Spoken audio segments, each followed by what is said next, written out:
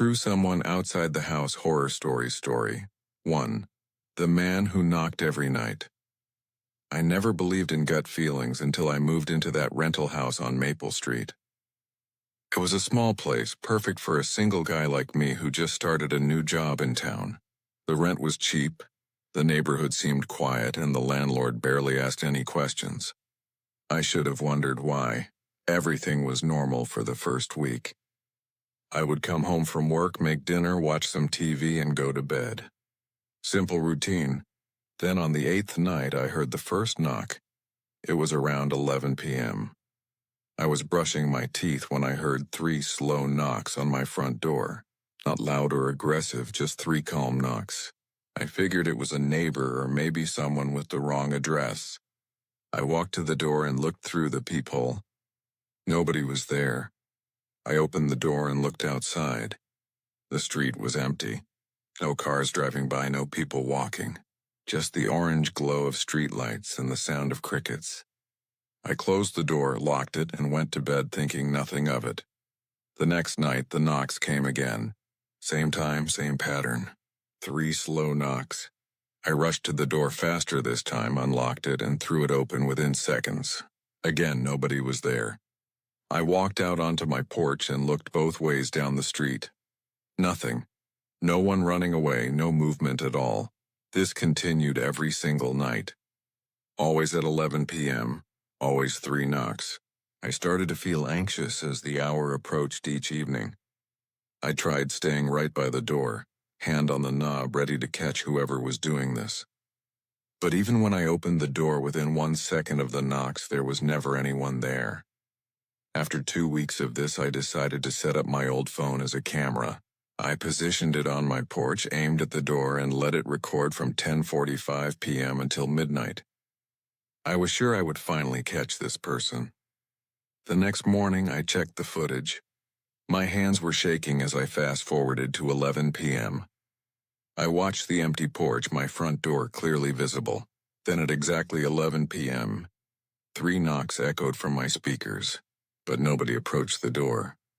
Nobody was on my porch. The knocks just happened as if the door was knocking itself. I watched it 10 times. There was no person, no shadow, no movement, just the sound of knocking. I called the landlord. He was quiet for a long time after I explained. Then he sighed and said something that made my blood run cold. The previous tenant called about the same thing. I thought he was crazy. He lived there for 3 months before he broke his lease and left. Said he couldn't take it anymore. The tenant before him also mentioned knocking, but stayed for 6 months. I honestly thought they were both just hearing things. I asked what I should do. He said I could break the lease if I wanted, no penalty. He sounded worried, like he was starting to believe something was actually wrong with the house. But I had just moved to this city. I had no money for a new deposit, first month's rent, all of that. I decided I would try to tough it out. It was just knocking, right? It couldn't hurt me. The knocking continued every night like clockwork. I started wearing headphones at 11 p.m., playing music loud to drown it out. That worked for a while. I could still feel the vibration of the knocks through the floor, but at least I couldn't hear them clearly. Then things got worse. One night, about a month after it all started, I fell asleep on my couch.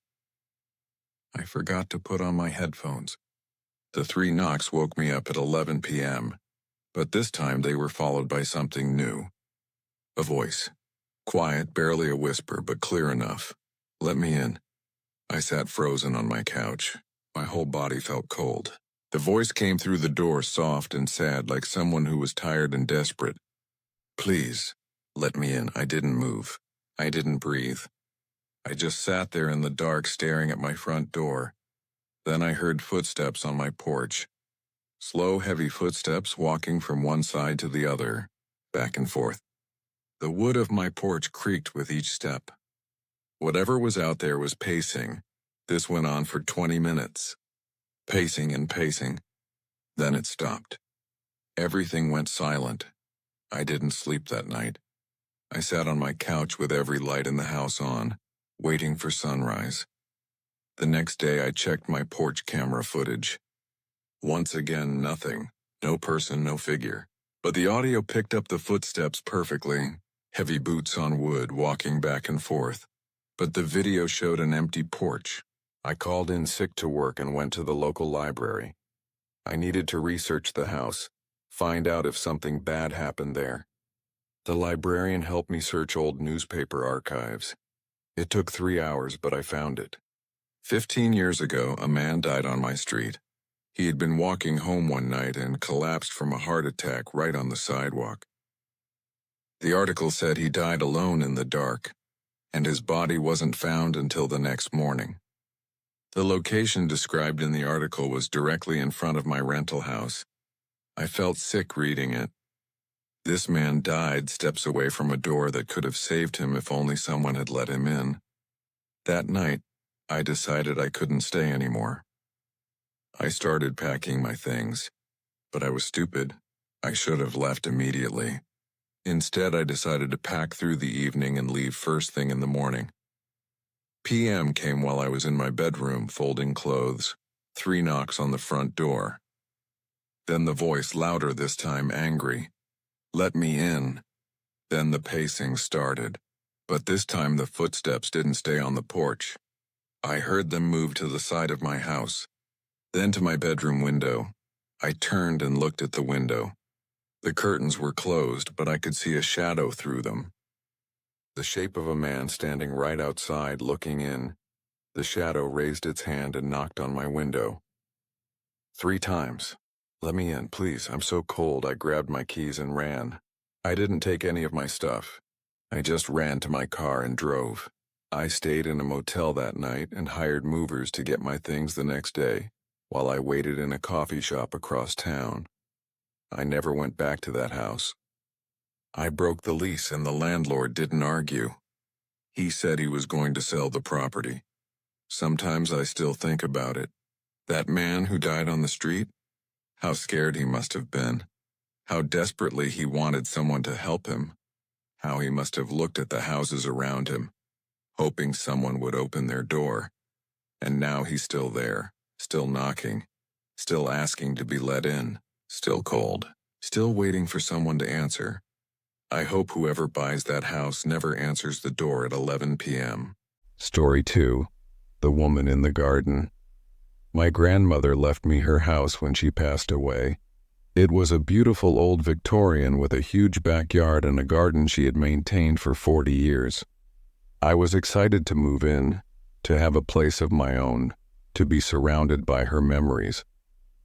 The house felt warm and safe. I spent my first week cleaning, organizing, and making it mine. The garden was overgrown since she had been sick for her last few months, but I planned to fix it up. She would have wanted that. I started noticing the woman in the second week. It was early evening, almost dark. I was washing dishes and happened to glance out the kitchen window into the backyard. That's when I saw her. A woman in a white dress standing perfectly still in the middle of the garden. She was facing away from me, looking toward the back fence. I assumed she was a neighbor who had wandered into the yard by mistake. The back fence had a gate, and maybe she thought it was a shortcut or something. I dried my hands and went to the back door to tell her this was private property, but when I opened the door and stepped onto the patio, she was gone. The garden was empty. I walked out further, looking around the bushes and trees. No one was there. The back gate was still closed and latched from the inside. I felt confused but not scared. Not yet. She appeared again 2 nights later. Same time, same place, same white dress, standing in the garden facing away. This time I didn't waste time. I immediately opened the back door and ran outside. She was gone again. Vanished in the seconds it took me to get from the window to the yard. Over the next week, I saw her 5 more times. Always at dusk, always in the same spot, always facing away. I started to feel uneasy. This wasn't a neighbor. This was something else. I called my mother and asked if Grandma had ever mentioned anything strange about the house or the garden. Mom was quiet for a moment, then asked why I wanted to know. I told her about the woman in white. Another long silence. Then Mom said something that changed everything. Your grandmother saw her too. She told me about it once years ago. She said a woman in a white dress would sometimes stand in the garden at sunset. Grandma thought it was a ghost, but she said the ghost never did anything harmful, so she just accepted it. She called her the garden lady. I felt cold all over. My grandmother had seen this exact same thing and never told anyone except my mother. Did Grandma know who it was? I asked. She tried to research it once, Mom said. She found out that back in the 1950s, a woman went missing in the neighborhood. Just vanished one day. They never found her body. Grandma thought maybe the ghost was connected to that, but she could never prove anything. After that conversation, I became obsessed. I needed to know who this woman was and why she was in my garden. I spent hours at the library and online digging through old records. Finally, I found the case my mother had mentioned. In 1953, a woman named Catherine Marsh disappeared. She was 29 years old, married, no children. She went for a walk one evening and never came home. The police investigated but found nothing. No body, no evidence, no witnesses. She just vanished. The newspaper articles mentioned that she lived on my street, 3 houses down from where I now lived. I started watching for her more carefully. I set up a camera pointed at the garden. For 3 nights, nothing appeared on the footage even though I saw her with my own eyes. The camera just showed an empty garden. Then on the 4th night, something changed. I saw her appear in the garden at the usual time. But this time, instead of standing still, she turned around and looked directly at my kitchen window. Directly at me. I couldn't see her face clearly from that distance, but I could tell she was looking right at me. We stood there staring at each other for maybe 10 seconds. Then she raised her arm and pointed not at me, past me. She was pointing at something behind me inside my house. I felt every hair on my body stand up. I didn't want to turn around. Every instinct screamed at me not to look. But I had to know. I slowly turned my head. Standing in the doorway of my kitchen was a man. A solid, real flesh and blood man. He was holding a crowbar. We made eye contact. For one frozen moment, neither of us moved. Then he ran. He bolted through my living room toward the front door. I chased after him, screaming. He threw open the front door and disappeared into the night. I called the police immediately. They came quickly and searched the house. They found where he had broken in through a basement window. He had been inside my house in my basement for who knows how long, working his way upstairs, planning to rob me or worse. The police said I was lucky I saw him before he got to me. They asked how I noticed him. I didn't tell them the truth. I just said I happened to turn around at the right moment, but I knew the truth.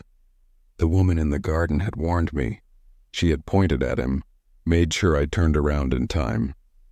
After the police left and I had new locks installed on everything, I went to the kitchen window. I looked out at the garden. She was there again, standing in her usual spot.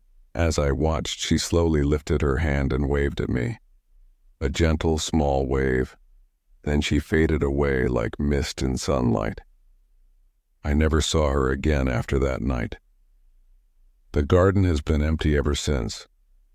I did more research and eventually found Catherine Marsh's husband's name, Robert Marsh. I searched for information about him and discovered something dark. 2 years after Catherine disappeared, Robert was arrested for attacking another woman. He went to prison for 15 years. The police never connected him to Catherine's disappearance, but I think the truth is obvious. He killed her. And based on old property records, the land that became my grandmother's garden used to be part of the Marsh property. Catherine was buried somewhere in my garden, and she had stayed there all these years, quietly standing in the place where she died, until the night she saved my life. I tend the garden carefully now. I planted roses, her favorite according to old neighbors I talked to. I make sure it's always beautiful. It's the least I can do for the woman who warned me when danger was in my house. The woman who protected me even though no one had protected her. Sometimes at sunset I sit by the kitchen window and watch the garden. I don't expect to see her again, but I whisper thank you to the flowers and the fading light, and I hope wherever Catherine is now she finally found peace. Story 3. The photographer. I'm a photographer, mostly nature and landscape work. I travel a lot for shoots, staying in different places, always looking for that perfect light and composition. Last summer I rented a cabin in rural Montana for a week. It was deep in the woods, miles from the nearest town. Perfect isolation for focusing on my work. The cabin was basic but comfortable. 1 bedroom, small kitchen, living room with a fireplace, large windows that looked out into the dense forest. The nearest neighbor was over 3 miles away, according to the owner. I arrived in the afternoon and spent the rest of the day unpacking and exploring the area around the cabin. The woods were thick with pine trees, and there were several trails I could use for my morning shoots. I was excited. That first night I made dinner and sat on the small porch watching the sunset through the trees. The silence was profound. No cars, no people, no artificial sounds at all. Just wind in the trees and occasional bird calls. It was exactly what I needed. I went to bed early, planning to wake up at dawn for the golden hour lighting. I woke up around 2 a.m., not sure why at first. Then I heard it. Footsteps outside. They were crunching through the leaves and pine needles that covered the ground around the cabin. Slow, deliberate steps. Walking around the cabin in a circle. I lay in bed listening. The footsteps made a complete circle, passing by my bedroom window, continuing around the cabin and eventually fading. I got up and looked out the window. My car was still there, untouched. I couldn't see anyone in the darkness under the trees. I figured it was an animal, maybe a deer or elk. The owner had mentioned wildlife in the area. I went back to bed. But the next night it happened again, same time around 2 a.m. Footsteps circling the cabin. This time I got up immediately and looked out every window as the steps passed by. I still couldn't see anything. The motion sensor light on the porch never turned on. On the 3rd night I decided to set up cameras. I'm a photographer, so I have plenty of equipment. I set up 3 cameras with night vision, each covering a different side of the cabin. I was going to catch whatever was walking around my cabin at night. I went to bed and waited. At 2 a.m. I heard the footsteps start. I stayed in bed this time, letting the cameras record. The steps made their usual circle around the cabin, then stopped. In the morning, I eagerly checked the footage. I started with the camera covering the front of the cabin. I fast-forwarded to 2 a.m. and watched. At exactly 2 a.m., the audio on the camera picked up footsteps. Clear as day. Crunch, crunch, crunch through the leaves. But the video showed nothing. No animal, no person. Just an empty forest and my porch. I checked the other 2 cameras. Same thing. Perfect audio of footsteps, but nothing visible on any of the cameras. That's when I started to feel real fear. This wasn't an animal. I didn't know what it was. I called the cabin owner. I told him about the footsteps. He was quiet for a long moment. Has anything else happened? He asked. No, just footsteps circling the cabin at 2 a.m. every night. Another pause. Listen, he said. I'm going to be honest with you. The last person who rented that cabin left after 3 days. He said the same thing. Footsteps at night. He also said, the owner hesitated. He said on his 3rd night he saw someone looking in his window. My stomach dropped. Why didn't you tell me this before I rented the place? I demanded. Because I thought he was crazy. I thought he was just spooked by being alone in the woods. I've owned this cabin for 10 years and I've stayed there dozens of times. I've never experienced anything strange. I asked if anyone had died on the property or if there was any history I should know about. He said not that he knew of. The cabin was built in the 1990s on empty forest land. I decided to pack up and leave the next morning. But I had one more night to get through. I pushed my dresser in front of the bedroom door and kept my car keys and phone right next to my bed. I barely slept, just dozed off and on. At 2 a.m. the footsteps started right on schedule, but this time they didn't just circle the cabin. They stopped outside my bedroom window. The window was about 5 feet off the ground on the outside because the cabin was built on a slight slope. I heard breathing, heavy, raspy breathing right outside my window. Then a hand slapped against the glass. I jumped out of bed and turned on the light. I looked at the window and saw a handprint on the glass. A large handprint, fingers spread wide, pressing against the window from outside.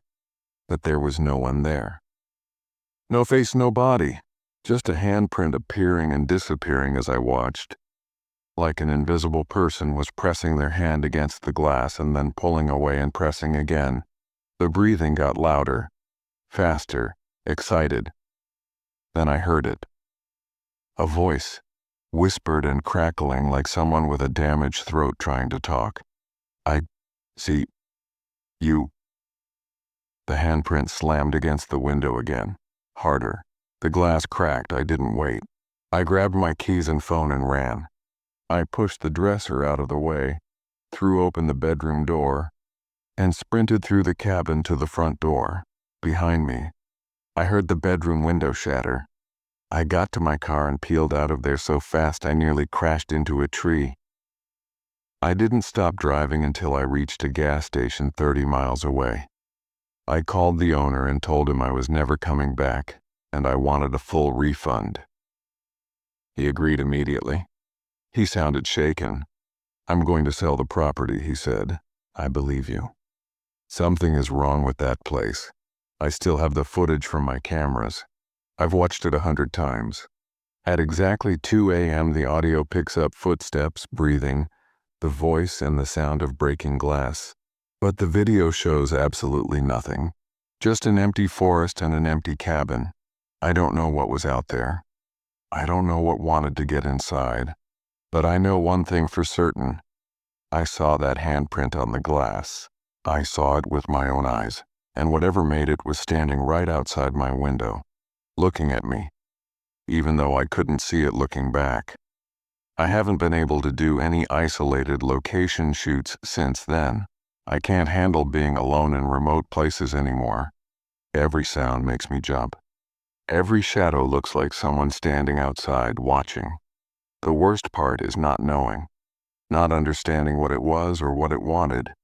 All I know is that something walks around that cabin at 2 a.m. every night. Something that wants to be seen. Something that wants to come inside. And I'm terrified for whoever rents that cabin next. Story 4. The breathing. My husband travels for work a lot. He's gone for days, sometimes a week at a time. I'm used to being alone in our house. It's never bothered me before. Last month he left for a conference in Seattle. 5 days. I had the house to myself, which was fine. I work from home anyway, so my routine didn't change much. On the second night he was gone, I went to bed around 11 p.m. I was reading on my phone when I heard it. Breathing. Heavy, steady breathing. It sounded like it was coming from right outside my bedroom window. Our bedroom is on the second floor. I froze, listening. The breathing continued. In and out, in and out. Deep breaths like someone who had just finished running. I got up and went to the window. The curtains were closed. I didn't want to open them. Something about the breathing felt wrong. It felt deliberate. Like whoever was out there wanted me to know they were there. But we're on the second floor. No one could be outside my window unless they were on a ladder. I called out, "Who's there?" The breathing stopped immediately. I waited in silence for 5 minutes. Nothing. No more breathing. No sounds at all. I finally convinced myself it had been an animal in the tree near the window. Maybe a raccoon or something. I went back to bed but didn't sleep well. The next night the breathing came back. Same time around 11 p.m. right outside my window. Heavy and steady this time. I was ready. I had my phone set to record. I opened the camera and started recording audio. The breathing was clear and loud on my phone's microphone. Then I did something stupid. I opened the curtains. No one was there. No ladder, no person. Just the tree branch about 3 feet from the window. But the breathing continued. I could hear it clearly, like someone was standing right on the other side of the glass. I was hearing breathing with no source. I closed the curtains and called my husband. He was concerned but tried to calm me down. He suggested maybe it was wind through a gap in the window frame or something else with a logical explanation. He offered to come home early, but I told him no. I didn't want to be ridiculous, but I sent him the audio recording. He listened and called me right back. "That doesn't sound like wind," he said. "That sounds like a person breathing." We decided I should stay somewhere else for the rest of his trip. I packed a bag and went to my sister's house. But the problem followed me. That night, at my sister's house, I was sleeping in her guest room. At 11 p.m., I woke up to breathing. The same heavy, steady breathing. Outside the window. My sister's house is a ranch-style home. The guest room window is on the first floor. Someone could actually be standing outside. I woke up my sister and her husband. He went outside with a flashlight and a baseball bat. I heard him walking around the outside of the house. He came back inside 10 minutes later. "There's no one out there," he said. "I checked everything. All the windows, the whole yard, nothing, but I had heard it. I knew I had." My sister said I could sleep on their couch in the living room away from windows. I agreed, but at 11 p.m., even in the living room, I heard it. Breathing. This time it was coming from the front door. Heavy breaths, in and out, like someone was standing on the other side of the door. My brother-in-law checked. No one was there. "I think you should see a doctor," my sister said gently. "Maybe you're stressed with your husband being gone. Maybe it's anxiety manifesting as auditory hallucinations." I didn't believe her, but I had no other explanation. I made an appointment with my doctor for the next day. But that day, something happened that proved I wasn't hallucinating. I was back at my own house during the afternoon. Daylight. I was in the kitchen making lunch when I heard breathing behind me. I spun around. No one was there. But the breathing continued. It was in the kitchen with me. Then I felt it. Breath on the back of my neck. Warm, moist breath. Like someone was standing directly behind me, breathing on my skin. I ran. I grabbed my keys and ran out of the house. I sat in my car shaking and called my husband. "Come home," I said, "please. Something is in the house." He heard the fear in my voice and didn't argue. He booked the next flight home. I stayed in my car until he arrived 6 hours later. I watched the house the entire time. I didn't see anything unusual. No movement, no faces in windows. But I wasn't going back in alone. When my husband got home, we went in together. He searched every room, every closet, the attic, the basement, nothing. "No one was in the house. I believe you," he said. "I believe something is happening. But I don't know what we're supposed to do about it." We decided to set up cameras inside the house. If something was there, we would catch it. That night, we both slept in the living room with all the lights on. At 11 p.m., the breathing started, but this time it was different. It was everywhere, coming from every direction at once. From the walls, from the ceiling, from under the floor. The sound of a dozen people breathing all around us, surrounding us. My husband heard it too. I watched his face go pale. "We're leaving," he said. "Pack what you need. We're going to a hotel." We threw clothes in suitcases and left. We didn't even lock the door behind us. We just ran. We stayed in a hotel that night. No breathing. Silence. We both slept. The next day, my husband called a priest. He wasn't particularly religious, but he didn't know what else to do. The priest agreed to come to the house and bless it. We met him there in the afternoon. He walked through every room, praying and sprinkling holy water. He spent extra time in our bedroom. When he finished, he sat down with us. I felt something in that bedroom, he said. A presence. Something that doesn't belong. But I also felt that it's weakening. Whatever it is, I don't think it can maintain its hold much longer. He told us to leave the house empty for 3 days. Don't go back, don't even drive by.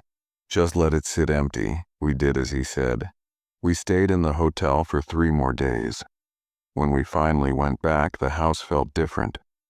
Lighter somehow. Less oppressive. That night, 11 p.m. came and went. No breathing. We waited nervously for hours, but nothing happened. It's been 3 weeks since then. The breathing hasn't come back. Whatever was in our house, whatever was following me, it's gone now, but I still can't sleep well. Every night at 11 p.m. I lie awake, listening, waiting for that heavy breathing to start again. My husband says I should try to forget about it and move on, but he doesn't understand. He only experienced it for 1 night. I experienced it for 4 nights. I felt breath on my neck. I heard it coming from everywhere at once, and the worst part, the part I haven't told anyone, is this. On that last night, when the breathing was coming from all around us, I heard something else mixed in with it. Words, whispered so quietly I almost missed them. Not done yet. I don't know what it meant. I don't know if it's really gone or if it's just waiting. All I know is that I keep every light in the house on at night now. And I listen. Always listening, waiting to hear if it comes back. Story 5, the goodbye message. I live alone in a small apartment building. 4 units, 2 downstairs and 2 upstairs. I'm upstairs on the right side. The place is old but well maintained, and my neighbors are quiet. I barely see them. It's perfect for someone like me who values privacy and peace. I work night shifts at a hospital, so my schedule is opposite most people. I sleep during the day and I'm gone all night. This schedule means I'm usually alone in my apartment during the daytime hours, sleeping while everyone else is at work. 3 months ago, I started finding notes. The first one was on a Tuesday. I woke up around 3 p.m. and stumbled into my kitchen to make coffee. There was a piece of paper on my kitchen counter. Plain white paper, folded in half. I picked it up and opened it. Written in neat handwriting were the words, "I see you sleeping." I felt my skin crawl. I looked around my apartment. Everything looked normal. Nothing was out of place. The door was locked with the deadbolt and chain I always use. The windows were all closed and locked. I examined the paper. Regular printer paper, blue ink pen, handwriting I didn't recognize. I tried to rationalize it. Maybe it was from before I moved in and I just hadn't noticed it until now. Maybe it fell from somewhere, but I knew I cleaned that counter the night before. The note wasn't there when I left for work. Someone had been in my apartment while I was sleeping. I called the police. They came and took a report. They said there was no sign of forced entry, and without any other evidence, there wasn't much they could do. They suggested I change my locks. I did that the same day. I felt safer with new locks. For a week, nothing happened. I started to think maybe it had been some kind of mistake or weird one-time thing. Then I found the second note. Same paper, same handwriting. This one was on my nightstand, right next to where my head had been while I was sleeping. You look peaceful when you sleep. My hands shook as I read it. Someone had been standing next to my bed, watching me, close enough to touch me, and I had been completely unaware. I called the police again. Different officers came this time. They were more concerned than the first pair. They checked all my windows and doors carefully. Everything was locked tight. No signs of entry. "Do you have a landlord who might have access?" one officer asked. I did. I called my landlord immediately. He swore he hadn't been in my apartment. He said only he and the maintenance guy had keys, and the maintenance guy had been on vacation for 2 weeks. The officers suggested I install cameras. They also suggested I might want to stay somewhere else until we figured out what was happening. But I had nowhere else to go, and I couldn't afford to move on short notice. I installed 3 cameras that day. One in the living room pointed at the front door, one in the hallway covering my bedroom door, and one in my bedroom. The cameras had motion detection and would alert my phone if they detected movement. I felt better having them. That night before work, I checked all my locks 3 times. Everything was secure. I went to work feeling nervous but hoping the cameras would finally show me what was happening. My shift was 11 p.m. to 7 a.m. At 2 p.m. the next afternoon, while I was sleeping, my phone buzzed. Motion detected in the bedroom. I woke up instantly. My heart was pounding. I grabbed my phone with shaking hands and opened the camera app. The feed from my bedroom camera showed my room from the corner. I could see my bed with me sleeping in it. For a few seconds, nothing happened. Then my bedroom door slowly opened. A figure stepped into my room. It was a person in dark clothes with a hood pulled up. I couldn't see their face. They stood in the doorway for a long moment, just watching me sleep. Then they slowly walked toward my bed. I was paralyzed with fear. This was happening right now. This person was in my apartment in my room while I was defenseless. On the camera, I watched as the figure stood next to my bed, looking down at me. They stood there for almost a full minute. Then they reached into their pocket and pulled out a piece of paper. They gently placed it on my nightstand. Then they turned and walked out of my room. The camera in the hallway caught them walking to my front door. They opened it from the inside and left. I jumped out of bed and ran to the door. I locked it and pushed my couch in front of it. Then I called 911. The police arrived within 10 minutes. I showed them the footage. They were shocked. "We need you to come with us," one officer said. "This person knows where you live and has access somehow. You're not safe here." I packed a bag and left with them. They arranged for me to stay in a hotel while they investigated. They took my keys and went to search my apartment thoroughly. I sat in that hotel room shaking. I couldn't believe what I had seen. Someone had been coming into my home regularly, watching me sleep, leaving notes. The next day, a detective called me. They had found something. "We checked your apartment carefully," he said. "Your locks are fine, your windows are fine. But we found something in your bedroom closet. A panel in the back wall that leads to a crawl space. The panel was loose. Someone could fit through it." My blood ran cold. There was a crawl space behind my closet. Connected to where? "The crawl space runs between the walls of the upstairs units," the detective continued.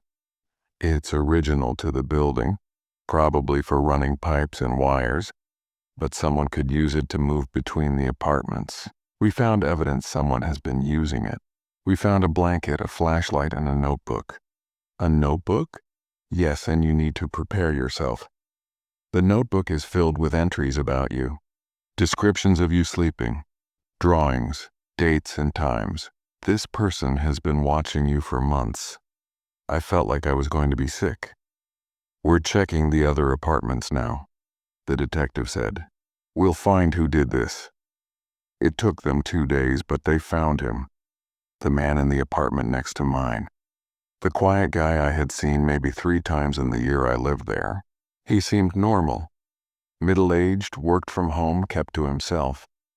He confessed immediately when they searched his apartment. They found the entrance to the crawl space in his closet too. He had been accessing it for months, crawling through the walls to my apartment, coming through my closet while I slept. The detective told me the man said he felt connected to me, that he wanted to be close to me, that watching me sleep made him feel peaceful. He was arrested and charged with breaking and entering, stalking, and several other crimes. They found hundreds of photos on his computer, photos of me sleeping, taken from different angles over months. He had been doing this long before I ever found the first note. The detective said I was lucky. Most stalkers who gain this level of access to their victims eventually escalate to violence. The fact that you found those notes and called us probably saved your life. I moved out immediately, broke my lease and found a new place across town. I couldn't stay in that building knowing he had been in my room so many times. Knowing he had stood over me, close enough to touch me while I was unconscious. The worst part came later during the trial preparation. The prosecutor showed me the notebook they had found. She warned me it would be disturbing, but I needed to see it to understand what we were dealing with. I wish I had never looked. The notebook was full of entries like a diary. Each entry was dated and detailed what I had been wearing to bed, what position I slept in, what time I woke up. He had been watching me almost every single day for 4 months. But the last entry, written the day before I found the final note, was the worst. It said, "Tomorrow I'm going to leave her a goodbye note. After that I'm going to take the next step. I'm going to touch her while she sleeps. Just her hand at first. I need to know what her skin feels like. If she doesn't wake up, I'll do more next time. Eventually she'll wake up with me there and we'll finally be together properly." I started crying right there in the prosecutor's office. If I hadn't found that note when I did, if I hadn't installed those cameras, he would have touched me the very next day, and who knows what would have happened after that. The man pleaded guilty and was sentenced to 8 years in prison with a permanent restraining order after his release. The judge said it was one of the most disturbing stalking cases she had ever seen. I've been in therapy for 3 months now. I have severe anxiety about sleeping. I check my closets obsessively. I inspect every wall for loose panels. I have cameras in every room of my new apartment. And I watch the feeds constantly on my phone. My therapist says I have PTSD. She says it will take time to feel safe again. But here's what keeps me up at night. I did everything right. I locked my doors and windows. I lived in a secure building. I was careful. And still someone found a way to reach me. Someone found a way into my most private, vulnerable moments. And the scariest part? I never knew. If he hadn't decided to leave those notes, if he had been content to just watch, I would never have known he was there. He could have watched me for years. How many other people have someone watching them right now and they have no idea? Sometimes I lie in bed at night in my new apartment with all my cameras running and all my locks engaged, and I wonder, is someone watching me right now? Is there another crawl space I don't know about? Another way in I haven't found? I don't sleep well anymore. Every sound makes me jump. Every shadow looks like a person standing in the corner. The detective told me I was lucky because it ended before it got violent. But I don't feel lucky. I feel like I'll never feel completely safe again. Story 6. The mime I moved to the city for a new job and found a cheap apartment in an older neighborhood. The building was secure enough, and my apartment was on the 3rd floor with a decent view of the street below. My living room window faced the sidewalk, and I could watch people pass by throughout the day. About 2 months after I moved in, I noticed the mime. He was on the sidewalk across the street performing for the few people walking by. Full white face paint, black and white striped shirt, the whole traditional mime outfit. He was pretty good, doing the trapped in a box routine and some other classic mime bits. I watched him for a few minutes while eating lunch. He made me smile. It was nice to see some street performance made the neighborhood feel more lively and artistic. He was there again the next day, same spot, same routine. I waved at him from my window. He stopped his performance and waved back. Then he bowed in an exaggerated way that made me laugh. This became a daily thing. I'd see him out there when I got home from work, and I'd wave. He'd always acknowledge me, sometimes with a bow, sometimes with a salute, once with a blown kiss that made me laugh. After about a week of this, I noticed something odd. The mime never seemed to have an audience. I mean, people would walk by him, but they never stopped. They never watched. They didn't put money in a hat or anything. He just performed to the empty sidewalk. I thought maybe he was just starting out, building his skills before trying to make money from it. Or maybe he just loved performing for its own sake. Then one evening, I came home late from work, around 9 p.m. It was dark out, and the mime was still there, still performing. But now he was directly across the street from my building entrance instead of further down the block where he usually was. As I walked toward my building, I glanced at him. He stopped moving and turned to face me. Even from across the street, I could feel him staring. Then he raised his hand and waved at me. The same friendly wave as always. I waved back awkwardly and hurried inside. When I got up to my apartment and looked out the window, he was back in his original spot down the block, performing to no one. The next day was Saturday. I slept in late and then sat by my window with coffee looking out at the morning. The mime was already there. At 9 a.m. on a Saturday, he was out there performing. Something about that bothered me. What street performer works at 9 a.m. on a Saturday in a quiet residential neighborhood? I watched him for a while. He did his routines over and over, the same movements, the same acts, and not a single person stopped to watch. Most people didn't even seem to see him. They walked right past without a glance. That afternoon, I had to run some errands. When I left my building, the mime was there. When I came back an hour later, he was still there, hadn't moved from that spot. I started to feel uneasy. That night, I closed my curtains before bed. I didn't want to look out and see him standing there in the dark. But the next morning, Sunday morning, I opened the curtains and immediately jumped back. The mime was directly across the street, standing on the sidewalk in front of my building, and he was looking up at my window.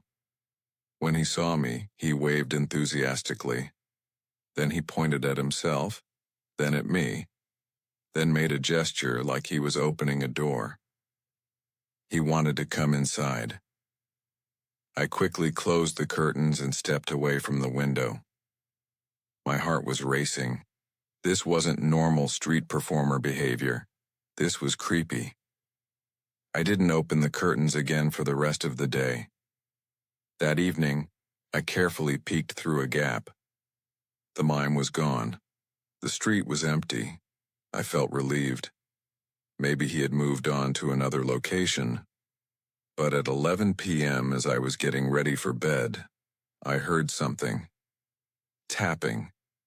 Rhythmic tapping. I followed the sound to my living room window. I pulled back the curtain slightly and looked down at the street. The mime was there, standing directly below my window. He was tapping on a street sign with his white-gloved hand. Tap, tap, tap. Pause. Tap, tap, tap. When he saw me at the window, he stopped tapping. He waved. Then he pointed up at my window and made an exaggerated, sad face. I dropped the curtain and backed away. This was too much. I called the non-emergency police line. The dispatcher said they would send someone to check it out. I stayed away from the window and waited. About 20 minutes later, I heard a knock at my door.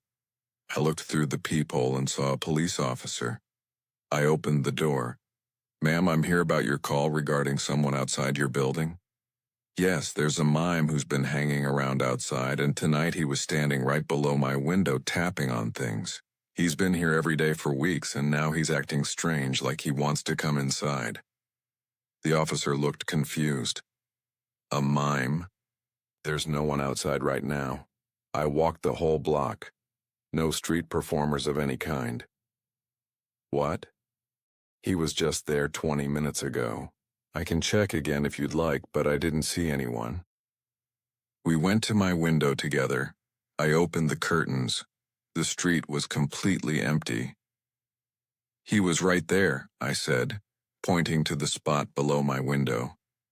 "Maybe he left when he saw me pull up," the officer suggested. "If you see him again, call us right away. And if he tries to enter the building or approaches you directly, definitely call 911. The officer left. I felt stupid and paranoid, but I knew what I had seen. I barely slept that night.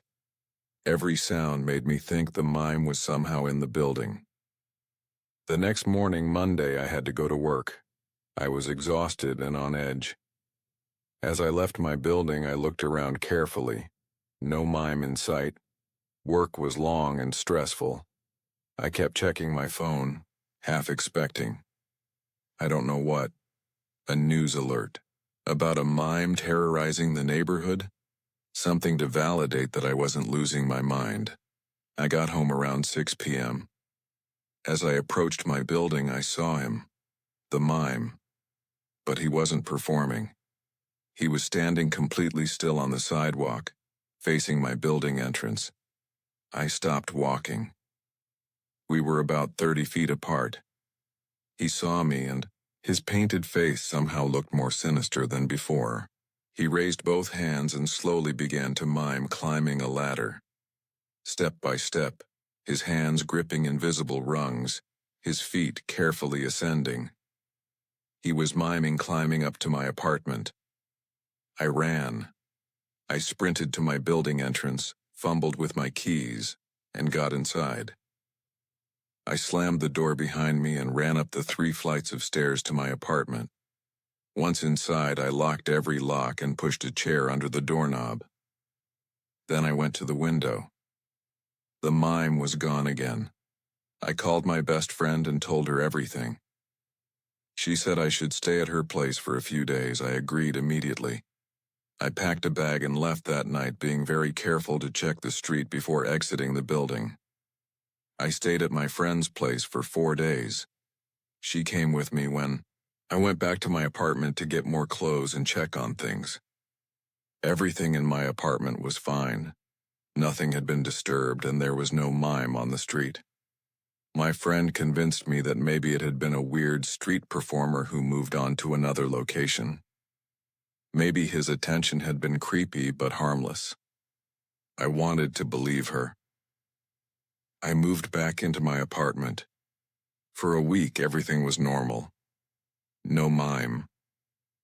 I started to relax. Then last Tuesday, I came home from work and found something taped to my apartment door. A piece of paper with 2 words written in black marker. Found you.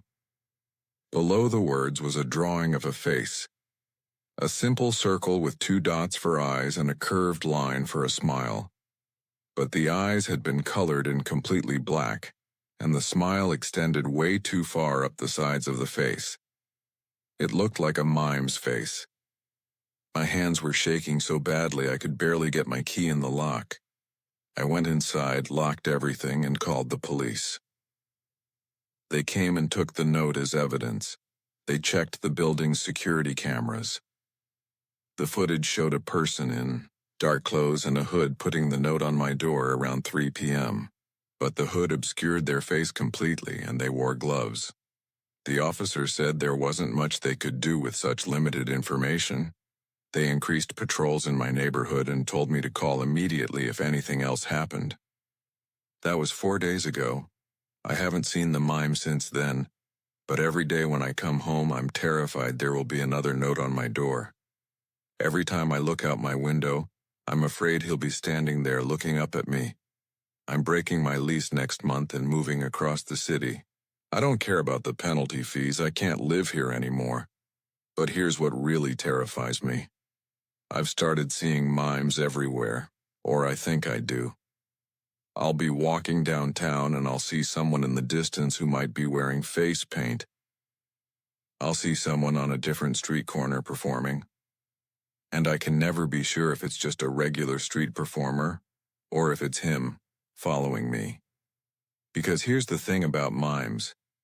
Their faces are covered in paint. Their features are exaggerated and artificial. You can't see the real person underneath. You can't read their actual expressions. You can't see their true intentions. And that white face, those black-rimmed eyes, that exaggerated smile, they all look the same. Every mime looks like every other mime. So how do I know if it's him? How do I know if he's still watching? How will I ever know if he followed me to my new apartment? I won't. That's the answer. I'll never know for sure. And that's exactly what he wants. He wants me to be afraid. He wants me to always wonder if he's out there just beyond my vision, performing his silent show for an audience of one. Me. Story 7. The Family Portrait. 6 months ago, I inherited my great-uncle's house. I had only met him twice in my life. He was a reclusive man who lived alone in the countryside. When he passed away with no immediate family, the house came to me as his closest living relative. The house was old, built in the 1920s, but it was in decent condition. I decided to move in rather than sell it. Real estate in the city was too expensive, and I worked remotely anyway. A quiet house in the country seemed perfect. The house came fully furnished. My uncle had left everything behind: furniture, books, dishes, decorations. His lawyer told me I could keep or sell whatever I wanted. Most of it was dated but functional, so I decided to just live with it for a while. One thing that caught my attention was a large family portrait hanging in the living room. It showed a family of 5, a stern-looking father, a mother with a tight smile, 2 young boys, and a teenage girl.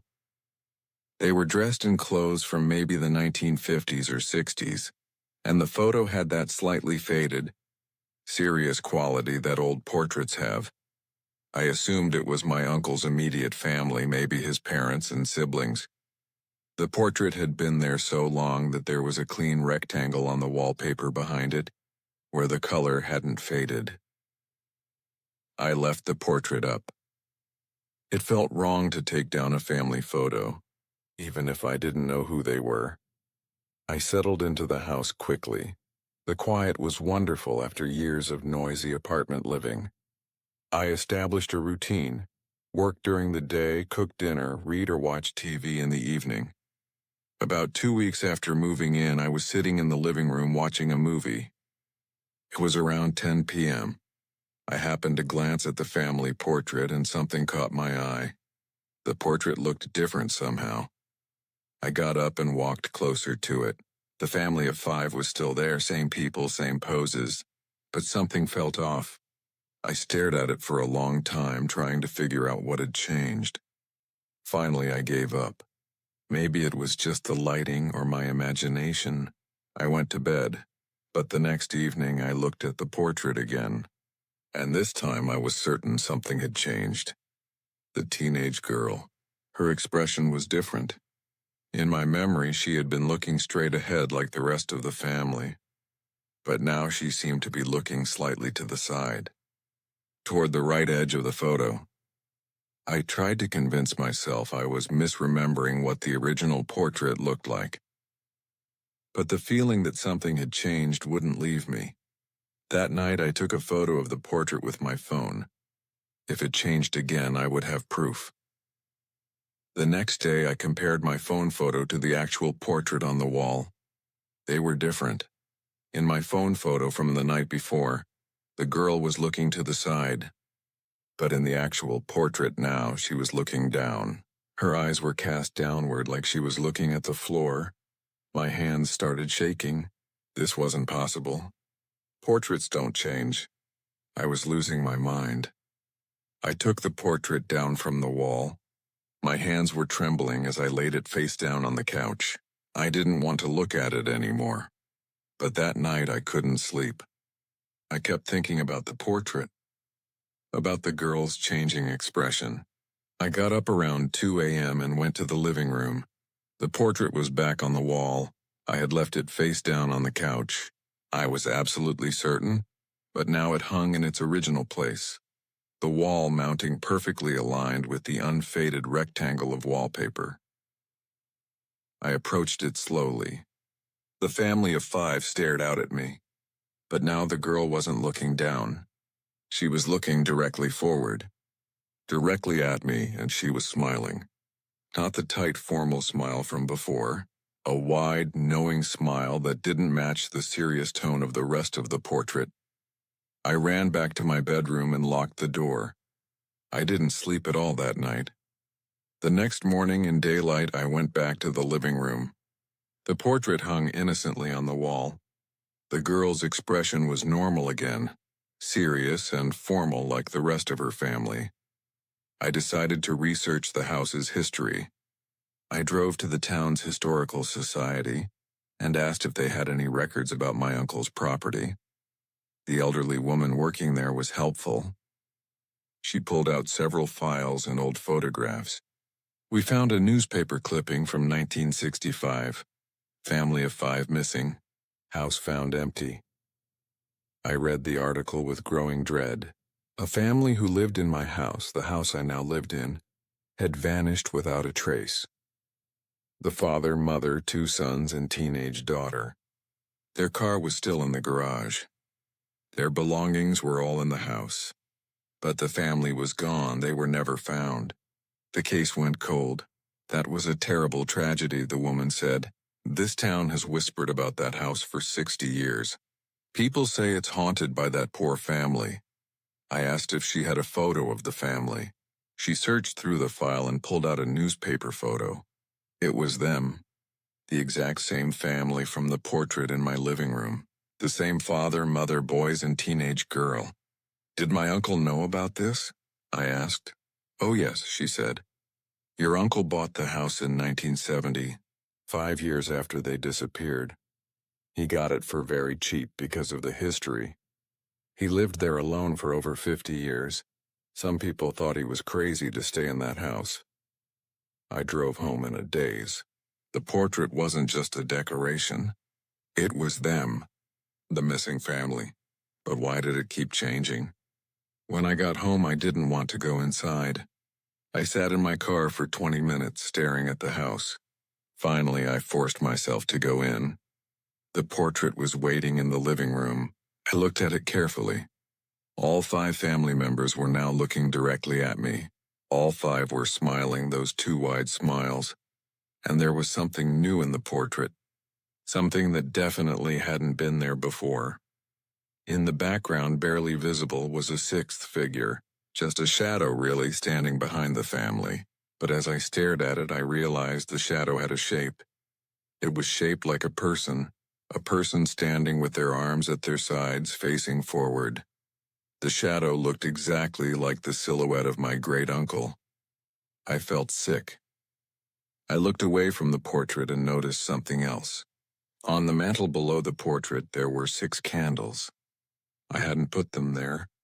They hadn't been there this morning. 5 of the candles were lit. 1 was still unlit. As I stood there staring, the 6th candle suddenly flickered to life by itself. I watched it happen. There was no draft, no explanation. The wick just sparked and a flame appeared. The temperature in the room dropped dramatically.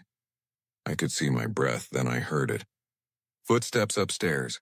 Slow, heavy footsteps, walking from one room to another. Multiple sets of footsteps, a whole family moving around in my house.